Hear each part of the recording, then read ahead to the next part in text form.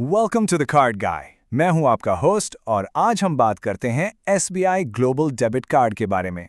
अगर आप इस कार्ड को कंसिडर कर रहे हो, ये एक्सप्लेनर एंड तक जरूर देखो। सीरियसली यार, we all know this card. It's that iconic blue and white piece of plastic that almost everyone with an SBI account just seems to have sitting in their wallet right now. Like, it's practically the default card for millions of Indians. But, is it actually doing anything for you? Or is it just taking up valuable space? So that brings us to the big question, right? Is the SBI Global Debit Card a silent scam that's just quietly draining your bank balance every single year? Or is it actually a savior for everyday digital payments? Well, today we are going to look at the hard numbers. No bank marketing fluff, no complicated terms. Just a complete reality check to see if this massively popular card is actually worth keeping around or if you should be upgrading to something better. Let's find out. Section 1. What exactly is this card, and who is it actually for? To answer that, we really need to strip away all the bank jargon and get Sida Baat, straight to the facts. Okay, despite the very fancy global name printed on the front, think of this card purely as a digital utility plug. Seriously, it is the undisputed workhorse of the Indian banking system. It's a base-level gateway card designed for everyday Indians who are doing, regular UPI transactions, swiping at the local Kirana store, and occasionally pulling out cash. It is definitely not a luxury travel tool. It's not going to get you VIP treatment at airports or fancy hotels. But what it will do? It'll give you a highly reliable, high-limit access pass to the digital economy that works in literally every single corner of India, from massive metro cities to the absolute smallest villages. Moving on to Section 2, Fees and Reward Math. Let's talk about the real cost. Let's be honest here, yaar. Nothing in banking is truly free. We always need to watch out for the stealth taxes. So when you open your account and they hand you this card, the issuance fee is absolutely nil. Zero. You get it totally free in your welcome kit. Sounds great. But here is where they get you. The annual maintenance fee is officially listed at 125 rupees. Now, 125 rupees sounds really cheap, right? Almost negligible. But wait, there is a hidden trap here that catches casual users completely off guard. Because you have to add the mandatory 18% GST to that fee. Which brings us to exactly 147 rupees and 50 cents. This is the actual, non-recoverable amount that is going to quietly leave your savings account every single year just for the privilege of keeping this piece of plastic in your pocket. Look, if you are a student or someone maintaining a very low balance, this 147 rupees and 50 cents actually eats right into whatever little savings interest you managed to earn that year. So the ultimate question we gotta ask is, can you earn that money back through regular usage? Let's look at a real rupee example. Imagine a typical user spending about 30,000 rupees a month on this card. We're talking everyday stuff, groceries, utility bills, fuel, the whole shebang. Over a year, that translates to 3.6 lakhs in total spending. Now, the SBI Rewards program gives you 2 points for every 200 rupees spent. That is basically a 0.25% reward rate. So on that 3.6 lakhs, you earned 3,600 reward points. In the SBI system, each point is worth exactly 25 peso. So, doing the math, those 3,600 points give you a gross value of 900 rupees.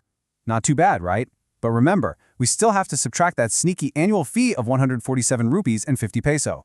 That means our 30,000 rupees a month spender walks away with an ekdam sahi net profit of just 752 rupees and 50 paisa for the entire year. Let that sink in for a second. It's not exactly going to make you rich here. Honestly, it's enough to cover a decent family meal at a local restaurant or maybe a couple of movie tickets. But that's really about it. You are literally pushing 3.6 lakhs through the card just to get a 750 rupee return. And here is the absolutely crucial number you need to remember: $59,000. That is the exact amount you must spend on this card every single year just to break even and recover that $147.50 annual maintenance fee. If you are spending anything less than $59,000 a year on your card, like maybe you just use it for minor UPI payments and rarely actually swipe the plastic, you are literally losing money by holding it. You are basically paying the bank just to carry their logo around. All right, Section 3, Hidden Benefits. Because it's time to talk about the top 3 perks almost everyone misses. So yeah, it's not all bad news. There are actually some perks here. Hidden benefit number 1 is an absolute shocker. The daily ATM withdrawal limit on this basic global card is 40,000 rupees. Now, logically, you'd probably think the premium SBI Platinum card would have a higher limit, right? Wrong. The RuPay Platinum ATM limit is actually restricted to just 20,000 rupees a day. So this basic entry-level blue card actually gives you double the daily cash access of its premium cousin. No way, right? But it's true. It's a massive win if you occasionally need large amounts of cash. Hidden benefit number 2. Instant card-to-card ATM transfers. Just imagine you have a family member in an emergency and they also have an SBI debit card. You don't need to log into net banking, add them as a beneficiary, deal with annoying OTPs, and then wait for hours for activation. None of that. You can just walk right up to any SBI ATM, punch in their card details, and instantly transfer funds directly to their card. It's a total lifesaver feature, especially for rural and semi-urban users who rely really heavily on ATMs. And hidden benefit number 3 is the complimentary insurance. The RuPay variant of this card actually comes with a one-lock personal accident cover, which is great. But, and this is a massive trap you need to know about, the insurance is totally void if you haven't made a transaction with the card in the 90 days prior to the incident. Basically, if the card is just sitting in your drawer gathering dust, that insurance cover is absolutely useless. You have to actively use it to keep that safety net alive. Section 4. The Reality Check. Welcome to the devaluation era.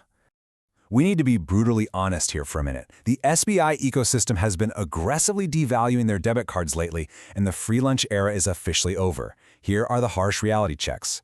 First, following the April 2026 mandate, this card gives you 0 airport or railway lounge access. It's completely gone. Second, your hard-earned reward points now expire in just 24 months instead of the old 36 months, which kind of forces you to use them up faster. And third, despite the word global proudly sitting right there in the name, international transactions are actually disabled by default for security. So if you try to buy a Netflix subscription or purchase something from an overseas website, it will fail instantly until you manually go into the Yono app and activate international usage. It's super frustrating for first-time users. Moving on to Section 5, Quick Card Comparison. How does SBI stack up against the private players? Considering all these hurdles we just talked about, should you just ditch SBI entirely and go for a private bank debit card? Well, when you compare the SBI Global against entry-level cards from private giants like HDFC or ICICI, the trade-off becomes really clear. SBI definitely wins on cost. That base $125 fee is pretty much unbeatable compared to the $150 to $500 fees that private banks usually charge. Plus, SBI gives you access to the largest ATM network in the entire country. But the private banks absolutely destroy SBI when it comes to rewards. They offer double or even quadruple the value back, usually around 0.5% to 1% compared to SBI's tiny 0.25%. Finally, Section 6, Final Verdict and Rating. Time to wrap this up. So, at the end of the day, who actually needs this card in their wallet right now, and who should stay far, far away? Well, the ideal users for this card are students, rural customers, or salaried folks who are heavy UPI users. If you just need a low-cost card to link to Google Pay or PhonePe, and you want universal ATM access literally anywhere in India, this is perfect. However, you should absolutely avoid this card if you are a high spender doing more than 50,000 rupees a month, or if you want lifestyle perks like lounge access or milestone benefits. For high spenders, this card is basically a dead end. So, drumroll please, I am giving the SBI Global Debit Card a solid 7 out of 10. It is a fantastic, highly reliable, low-cost domestic backup. Honestly, it's the ultimate utility plug for the common man. But it completely fails as a lifestyle companion. Keep it for the unbeatable ATM reach and the seamless UPI linkage, but definitely look elsewhere if you want to be seriously rewarded for your daily spending. अगर ये explainer helpful लगी तो like करो, subscribe करो the card गाय को @theIndian Card Guy और comment में बताओ आप कौन सा कार्ड यूज़ करते हो। मिलते हैं अगले एक्सप्लेनर में।